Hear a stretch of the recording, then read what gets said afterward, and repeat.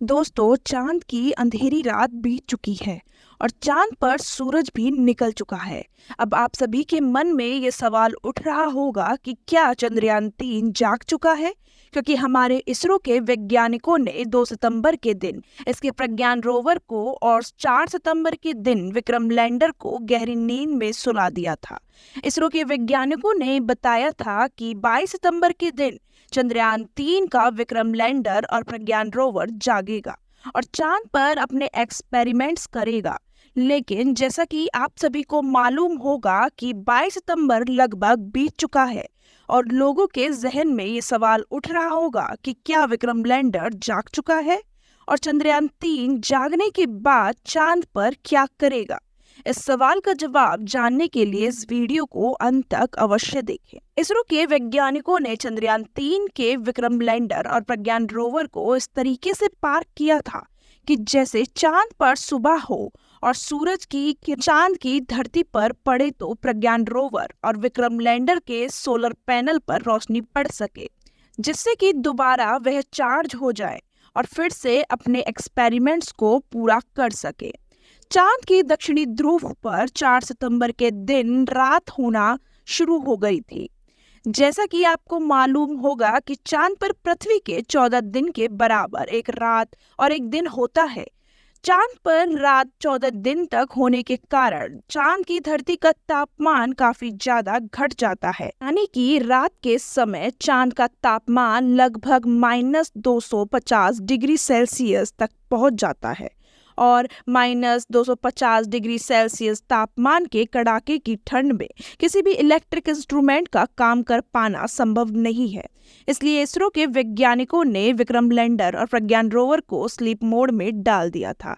चांद की कड़कड़ाती ठंड से बचने के लिए विक्रम लैंडर और प्रज्ञान रोवर को काफी ज्यादा इंसुलेटर जैसे पदार्थ का इस्तेमाल करके बनाया गया था, जिससे कि चांद पर पड़ने वाली कड़ाके की ठंड से चंद्रयान 3 के विक्रम लैंडर और प्रज्ञान रोवर पर ज्यादा असर ना पड़े और वह सुरक्षित बने रहे, ताकि दोबारा से जब चांद पर सुबह हो तो वह दोबारा से काम कर सके।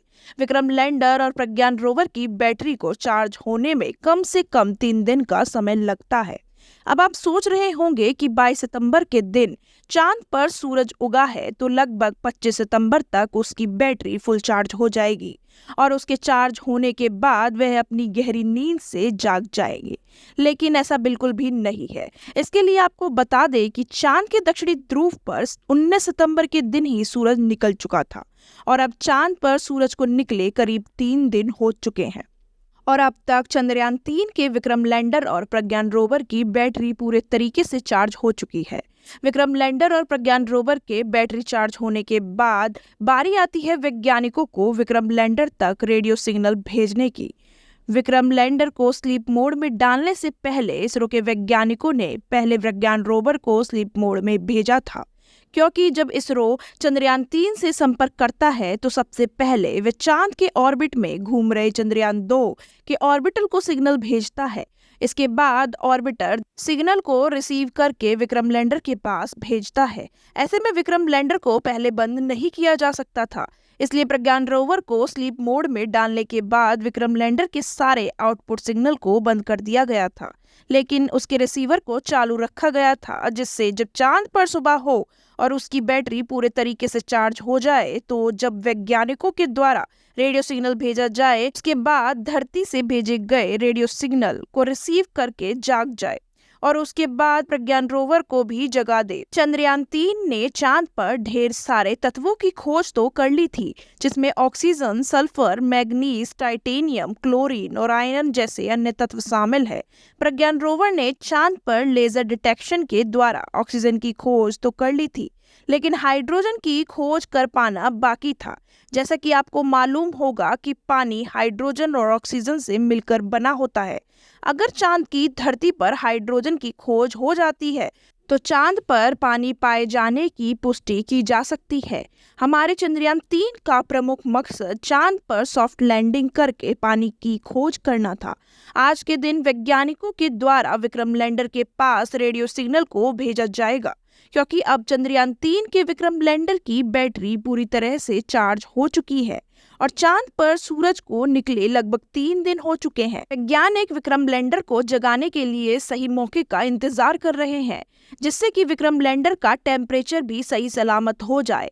जैसा कि हमने बताया था कि चांद के दक्षिणी ध्रुव का रात में तापमान -250 डिग्री सेल्सियस तक पहुंच जाता है और अभी चांद पर सुबह हुए केवल 3 दिन हुआ है और अब 14 दिन तक सूरज निकला रहेगा। इस बार प्रज्ञान रोवर और विक्रम लैंडर 500 मीटर की दूरी तक जाकर चांद की अलग अलग जगह का डाटा इकट्ठा करके वैज्ञानिकों तक जानकारी भेजेगा। जब वैज्ञानिकों ने चंद्रयान-3 लैंडर और रोवर को स्लीप मोड में डाला था तो उसकी जगह को चेंज करके एक समतल जगह पर किया गया था, जिससे कि सूरज की रोशनी उनके सोलर पैनल पर पूरी तरीके से पड़ सके। विक्रम लैंडर में 3 सोलर पैनल लगाए गए हैं, जिससे कि अगर सूरज की रोशनी का एंगल तिरछा भी रहता है तो किसी भी एंगल से किसी न किसी सोलर पैनल पर उसकी रोशनी पड़ सकती है और वह चार्ज होता रहेगा। लेकिन प्रज्ञान रोवर में केवल एक ही सोलर पैनल का इस्तेमाल किया गया है, जिससे उसकी दिशा को सही रखना काफी ज्यादा जरूरी होता है। जब प्रज्ञान रोवर एक्सपेरिमेंट करता है तो उसका विशेष ध्यान रखा जाता है कि जिस एंगल से सूरज की रोशनी आ रही हो, प्रज्ञान रोवर का सोलर पैनल इस एंगल में सूरज की दिशा में रहे, जिससे कि उसकी बैटरी लगातार चार्ज होती रहे।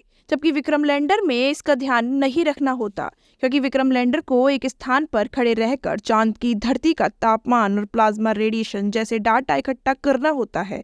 अब आप सोच रहे होंगे कि जब उनकी बैटरी पूरी तरह से चार्ज हो चुकी है तो उन्हें अब जाग जाना चाहिए, लेकिन अभी तक चंद्रयान-3 उसे क्यों नहीं जगा पाया है।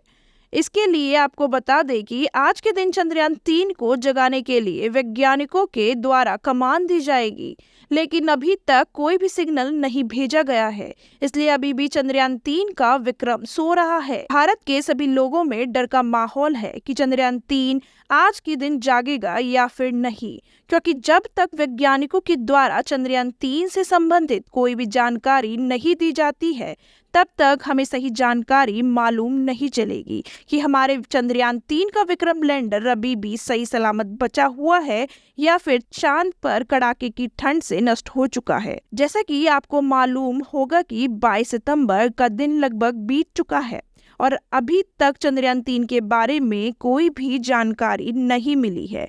चंद्रयान-3 के दोबारा से जागने के लिए इस समय आपकी काफ़ी दुआ की ज़रूरत है। तो ये वीडियो यहीं ख़त्म होती है और अगर आपको ये वीडियो अच्छी लगी हो तो कमेंट सेक्शन में ज़रूर बताएं।